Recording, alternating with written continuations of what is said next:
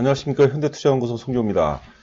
현재 파동의 출발점은 작년 3월, 정확히 이제 3월 19일 코로나 저점서부터 지난 1월 11일이죠. 삼성전자 거래량이 9천만 주 터진 시점이 우리가 유동성 장세로 이제 정의를 내렸습니다. 당시 파동은 여러분들 아시다시피 철저하게 이제 개인 주도 장세였죠. 동학 개미 운동 등 저금리를 바탕으로 동학 개미들이 이제 그 장세를 주도했다면 1월 11일 이후서부터 제가 이제 방송을 통해서 자주 강조를 해드린 것처럼 빠르면 3월, 늦어도 4월서부터는 이제 유동성 장세가 마무리가 되고 실적 장세로 전개될 가능성이 높다고 말씀드렸는데, 실적 장세의 어떤 그 매매 주체별로 본다면 주역은 이제 외국인이 될 가능성이 높다고 봐야 되겠죠. 지금 이제 실세 금리가 올라가기 때문에, 오르고 있기 때문에, 개인들 같은 경우는 이제 사실 그 많은 동력을 상실했습니다. 개인들이 주도할 가능성이 낮다고 봐야 되겠고요.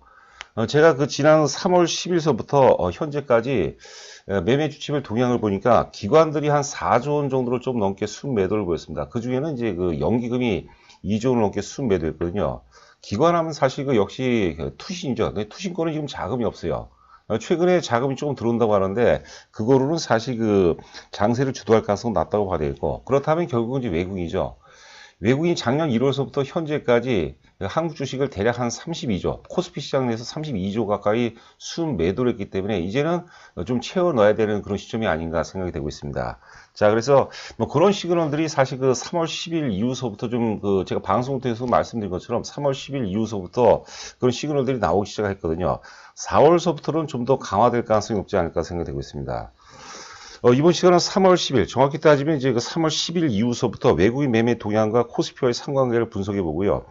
과연 실적 장세 전개가 가능한지 여부를 살펴보도록 하겠습니다. 자, 그리고 오늘 삼성전기를 준비를 해봤는데요. 자, 지금 고점 대비해서 충분히 가격 조정도 보였고 또 기간 조정도 나름대로 이제 견조했기 때문에 그 실적 장세 과정 속에서 상당히 기대가 되는 종목이 아닌가 생각이 되고 있습니다. 자, 그리고 보시는 화면은 저희 그 오늘 3월 30일자 오전 동시호가 전에 나갔던 문자 내용입니다. 저희가 문자 내용이 보통 이제 시황, 전략, 그리고 이제 아래에 보면은 이제 그 저희 그 핵심 주력주들 있죠. 주력주에 대한 그 매수 매도 어떤 브리핑이 나가는데요. 저희가 이제 보통 이제 시황하고 전략을 한 3단락 정도로 나가는데 한 단락을 제가 좀 캡처를 잡았습니다. 보시면은 이제 코스피 기준으로 지난 3월 9일 장중 저점이 2929포인트입니다. 그리고 최고점이 지난 1월 11일이었죠. 당연히 3266포인트였어요. 그럼 제가 여러 차례 말씀드렸는데 코스피 기준으로 본다면 2929포인트죠. 3월 9일 2929포인트가 진 바닥일 가능성이 굉장히 높고 그 이후서부터는 우리가 본격적인 실적 장세에 대비를 해야 되지 않나 생각되고, 역시 그 앞서도 말씀드린 것 같이 4월서부터는 개인도 사실 그 지금 고금리 상황이기 때문에 그 금리가 인상되고 있는 그런 상황이기 때문에 개인들은 동력을 많이 상실한 상태고, 기관들은 사실 운신의 폭이 줄 수밖에 없겠고, 결과적으로는 외국인들이 주도할 가능성이 높지 않을까 생각되고 있습니다. 그래서 3월 10일 이후서부터 그런 시그널들이 좀 나오기 시작합니다. 그래서 외국인 매매 동향하고 그다음에 이제 우리가 코스피와의 상관관계를 통해서 한번 살펴보도록 하겠습니다. 그리고 실적 장세가 전개가 된다면 삼성전자, 현대차 같은 경우도, 특히 현대차 같은 경우는 이번에 21만 원대에서 이제 거의 또 진바닥을 확인한 것 같아요. 하여튼 그 두 종목도 우리가 상승에 대비할 시점이 아닌가 생각이 되고 있습니다. 자, 삼성전자, 현대차는 다소 좀 무거울 수 있기 때문에 오르는 파동이라면 상대적으로 몸집이 가벼운 삼성전기가 또 최적이 아닌가 생각이 되고 있는데요. 자, 먼저 이제 매매 주체별 동향이 되겠는데요. 지난 그 3월 2일서부터 3월 31일 현재까지입니다. 오늘 거는 아직 표시가 좀 안 돼 있는데요. 자, 그리고 우하단에 보시면 3월 10일 이후서부터의 코스피 매매 동향을 한번 살펴보도록 하면은요. 3월 10일서부터 현재까지입니다. 그러니까 3월 30일까지가 되겠죠. 누적 개념입니다. 개인들이 3조 2천억을 순매수했어요. 그리고 외국인들이 의외로 8,800억을 순매수했고요.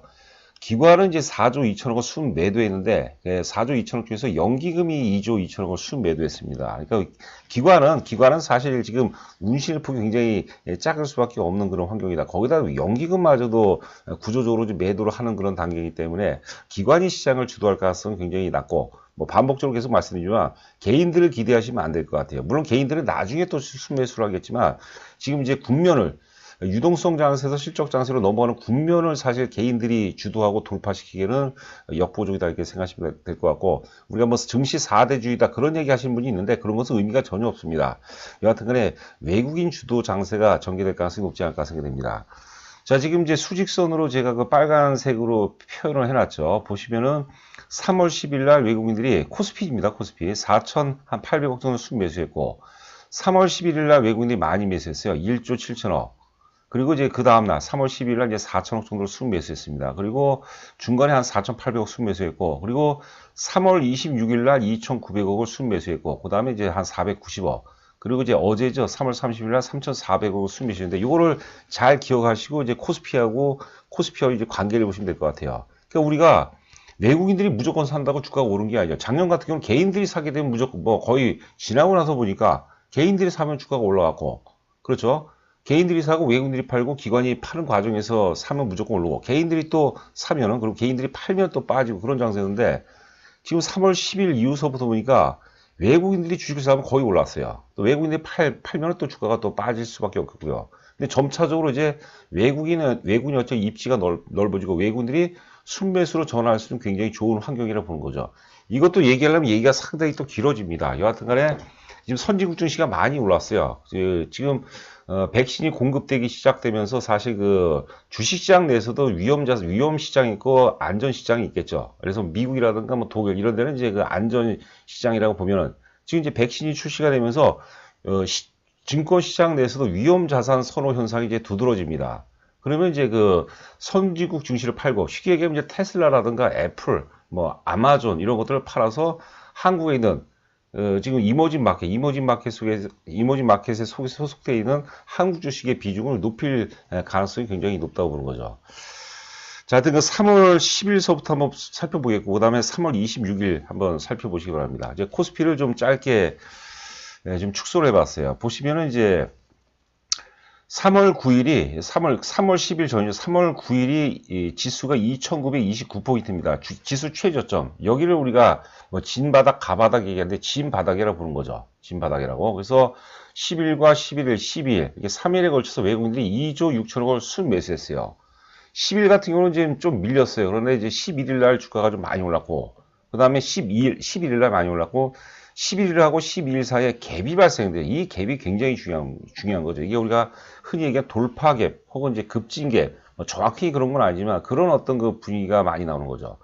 참고로 최고점은 1월 11일이죠. 1월 11일 코스피가 장중 최고점이 3,266포인트거든요. 이때가 이제 그 삼성전자가 9천만 주가 터진 날입니다. 그게 워낙 가열했죠. 유동성 장세의 어떤 그 유동성 장세, 실적 장세는 철저하게 제 개인적인 기준으로 제가 정의를 내렸다고 이제 보는 거죠. 우라카미 군이오라든가 혹은 엘리어트 파동 이론을 통해서 제가 이제 말씀드린 거죠.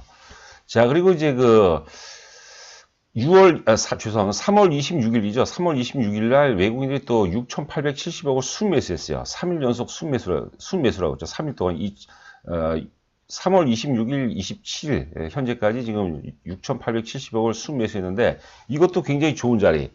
우리가 흔히 이제 그 닭개사불형 제2바닥형 혹은 N자형 바닥이라고 그러죠. 그런 상황에서 외국인들이 또 변곡점에서 순매수를 보기 때문에 굉장히 마치 그 짜여진 갑봉과도 같이 외국인 순매수가 그런 어떤 그 유동성 장세 시그널들을 계속 보내고 있습니다. 자, 앞서 얘기한 것처럼 이제 그 3월 10일 이후서부터 개인들이 3조 3천억 순매도했고, 외국인들이 한 8천억, 8,800억 순매수했죠, 외국인들이. 굉장히 의미가 있죠. 작년에 3월 10일 전까지 주구장창 매도만 한 거예요. 32조를, 작년서부터 32조를 순매도를 한 거죠. 기관이 뭐 4조 혹은 4조 한 2천억 정도 순매도를 했다. 기관이 장세를 끌어가기는 뭐 말도 안 되는 거고, 개인들은 이제 반복적으로 말씀드리지만, 개인들은 금리 함수예요, 금리. 저금리죠. 동학개미운동의 출발점이 사실 그 저금리다, 저금리. 풍부한 유동성인데, 지금 이제 실세금리, 시장금리들이 이제 상승을 보이면서 개인들은 동력이 많이 상실한 상태입니다.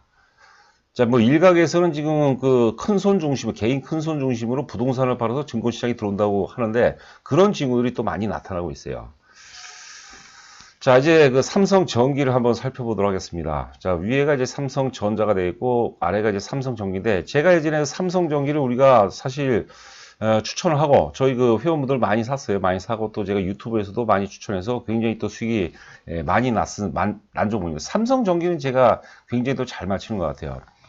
삼성전기를 우리가 그 추천할 당시에 삼성전자보다 더 많이 오른다고 했어요. 오를 때는 더 많이 오르고 더 멀리까지 간다고 했어요. 나중까지 올라간다고 얘기했거든요. 자, 그리고 제가 역사적 고점을 이제 수평선으로 그 검정색으로 표시를 해놨는데요. 지금 보시게 되면은 삼성전자 같은 경우는 2017년도 11월 달입니다. 2017년도 고점을 돌파한 그런 상태였고, 삼성전기 같은 경우는 2018년도요. 1년 정도 차이가, 1년이 조금 더 벌어지는데, 그러니까 역사적 고점을 돌파한다 하더라도 최근에 역사적 고점을 돌파한 게 힘이 더 있죠, 당연히. 그러니까 현재 주가에 1년 전 주가가 미치는 영향, 그다음 2년 전 주가가 미치는 영향이 어디가 더 크겠어요? 당연히 최근 거죠, 최근 거. 1년 전 주가가 미치는 영향이 더 클 수밖에 없겠죠. 그래서 힘으로 본다면 이제 삼성전자보다는 삼성전기가 더 낫다. 제가 이것들을 제가 강조해 드리려고 이제 마련한 자료입니다. 그리고 삼성전기는 시가총이 워낙 작죠. 오르는 하락하는 파동에서는 삼성전기가 삼성전자보다 좀 리스크가 더 클 수 있는데 이게 오르는 파동이라면 삼성전자가 사실 다소 정체를 하더라도 삼성전기 같은 경우가 뭐 탄력적으로 상승할 가능성이 높다 이렇게 보시면 될 것 같아요. 그리고 이제 월봉을 또 이제 삼성전기 아래 월봉을 보시게 되면은 1월 달에 고점을 찍었죠. 1월 달에 저희가 삼성전기를 상당히 많이 매도했고요. 지난번에 한 21만 원 정도 부분에서 전량 매도를 했어요. 전량 매도를 할 당시에 잠시 후에 우리가 일봉 차트를 보면서 또 확인해 보겠는데 저희 그 회원분들도 놀란 거예요. 왜냐하면 계속해서 오르는 과정에서 학습화가 되다 보니까 매도하기가 싫은 거죠. 근데 매도할 때는 다 넣어야 됩니다, 여러분들.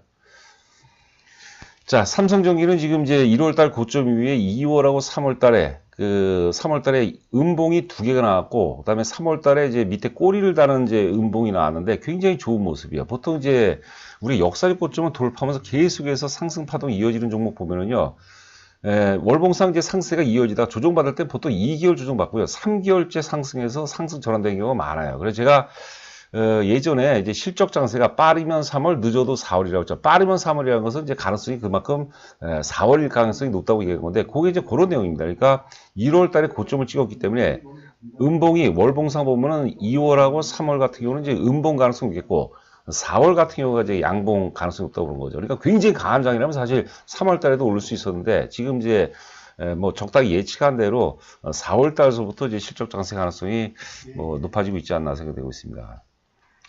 자, 지금 보고서는 이제 키움증권 최근 자료입니다. 3월 26일자지 보고서인데요. 지금 뭐 삼성전기 하면은 당연히 이제 MLCC죠. 다적층 세라믹 컨덴서죠. MLCC가 사실 성장과 실적을 주도하고, MLCC는 사실 이게 뭐 전기차 관련주, 미래형 자동차라고 또 분류를 해도 과언이 할 정도로 사실 그 자동차 관련주로 구분을 해도 되고요. 4차 산업혁명에 어떤 빠질 수 없는 뭐 소재가 아니라 부품이라고 해야 되겠죠, 부품. 자, 그런데 이 제목에서 시사하는 건 뭐냐면, 패키지 기판, 우리가 흔히 그 PCB라고 하죠. 패키지 기판. 과거에는 뭐, PCB에서 이제 많은 어떤 부가가치를 창출했던 기업이기도 한데, 이거의 국가대표라는 PCB 쪽의 이제 국가대표, 이런 제목으로 보고서가 나온 것 같습니다. 그러니까 MLCC가 이제 성장과 호실적을 계속해서 주도를 하죠. 지금 재고가 굉장히 안정적입니다. 그렇죠. 지금 1위가 이제 무라타, 일본의 무라타 제작소. 2위가 삼성전기, 그 다음에 이제 다이오 유대인이라고 3위도 일본이고, 4위, 5위도 다 일본이에요. 제가 보기에 삼성전기 대단한 것 같아요, 여러분들. 자, 하여튼 그 4차 산업혁명에 빠질 수 없는 아주 핵심 부품이라고 보시면 될 것 같아요. 카메라 모듈 같은 경우는 이제 플래그십 수요가 기대를 많이 했는데 좀 미흡한 것 같아요. 미흡한 것 같은데 하여튼 그래도 기본은 좀 하는 것 같아요. 기본은 하는 것 같아요. 1분기 영업이익 보면은 이제 전 동기 대비해서는 이제 24% 증가했고, 전년 동기에 비해서는 이제 91%로 하여튼 상당부 선방을 했다고 봐야 되겠고, 오늘 핵심이 이제 PCB죠. FC라는 거 이제 플루칩이라는 걸 얘기합니다. 이게 이제 BGA라는 건 쉽게 얘기하면 이제 우리가 고부가 혹은 고사양 PCB로 생각하시면 될 것 같아요. 이게 이제 양에서 이제 질적 도약 국면이라고 하죠. 올해 이제 FC BGA 매출이 19% 증가한 5,300억이고, 수익성도 역시 최고치 경신 예상되고, 전체 매출이 1조 4,400억이니까 대단히 전체 매출에서 차지하는 비중이 이제 상당부 높아졌다. 그래도 여전히 삼성전기하면 사실 우리가 MLCC를 봐야 돼, MLCC.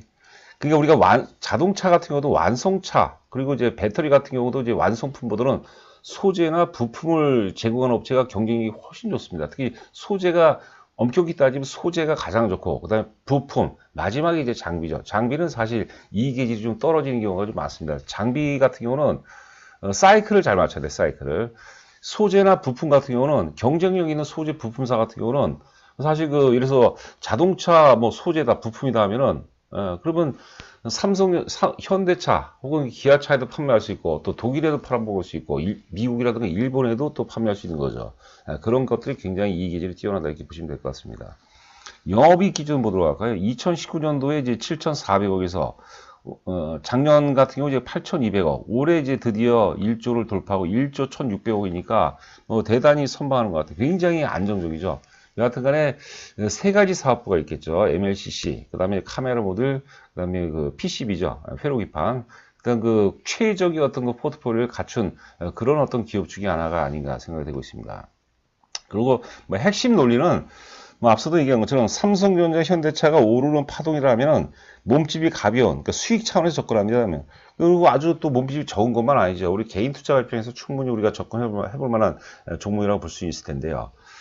자, 일봉 차트를 한번 보도록 하겠습니다. 지금 1월 최고점은 사실 1월 26일이에요. 저희도 이제 1월 11일 날 그 당시에 삼성전자만 매도한 게 아니라 삼성전자, 현대차, 삼성 S대, 삼성전기도 일부 매도했다가 삼성전기를 좀 놔뒀어요. 그러다가 이제 화살표 표시된 지역 있죠. 대략 한 21만 원 부분에서 전량을 매도했어요. 매도했더니 그날 난리가 났습니다. 회원분들 막 전화하고 뭐 항의는 아니고요. 본인은 더 갖고 싶다 그러는데 하여튼 어차피 이제 실적 장세까지는 이제 4월까지 기다려야 되기 때문에 이게 어느 정도의 이런 조정폭을 좀 예상을 했고, 이제는 매수 관점이에요. 저희가 사실 주력주에서 일단 뺐어요. 종목 포트폴리오 구성 차원에서 뺐는데, 지금 이제 고민을 하고 있습니다. 그래서 눌림목이 좀 출현이 된다라면 저희가 다시 또 주력주 이제 편입을 할까 지금 고민 중에 있거든요. 앞서 이제 월봉을 보시죠. 월봉 보면 대단히 양호합니다. 자, 저희 현대투자 회원 모집 관련해서는 주가가 이제 회원 가입이 대체적으로 보면 100명이라고 치면은요, 거의 주가가 한 7보 능선, 7부, 8부, 9부 최고점. 그때 거의 가입이 한 70%에서 한 80%, 80%가 그때 다 회원 가입이 이루어져요. 그러니까 사실 저희로서는 효과적인 수익 내기가 굉장히 어려워요. 근데 이게 주가가 최근에는 좀 가입이 좀 뜸하죠. 드문드문 가입을 하시는데, 회원 가입이 뜸한데 최근에 가입하면은 제가 최근에 종목들 스테디 드래곤이라든가 빅히트라든가 주로 이런 것들 많이 하는데 지금은 좋을 수밖에 없어요. 삼성 엔지니어라든가. 근데 이럴 때는 주가가 바닥에 있을 때는 충분히 우리가 좀 공격적으로 접근하더라도 나름대로 안정성을 확보한 상태에서 충분히 이익을 얻을 만한데, 이런 데서 또 회원 가입이 이루어지지가 않고 있어요. 그러니까 우리가 가입도 여러분들 타이밍이다, 타이밍. 자, 아직까지 실적 장세라고 딱 단언하기 힘든데 그렇기 때문에 바닥권이죠. 그래서 하여튼 가입한다면은 100%는 아니지만 저도 부족한 것도 많고요. 하여튼 나름대로 굉장히 좋은 어떤 시점에서 가입한 게 아닌가 생각되고 있습니다. 그래서 공감을 안 하시면은 어쩔 수 없고요. 공감을 하신다면 혼자 하는 것보다 훨씬 낫지 않을까 생각됩니다. 좀 더 논리적이고, 그리고 저희가 저희 회원분들도 오늘 방송 많이 듣고 계시지만 회원분들 보시면 아실 거예요. 저희가 매도에는 굉장히 강합니다. 특히 이제 주력주들. 비중이 30% 이상이 저희 핵심 주력주인데요. 핵심 주력주에 대한 매도는 거의 잘하는 것 같아요. 그러니까 믿고 한번 해보시면 반드시 우리가 좋은 결과로 이어질 수 있도록 배전의 노력을 다하도록 하겠습니다. 자, 오늘 방송 감사했습니다.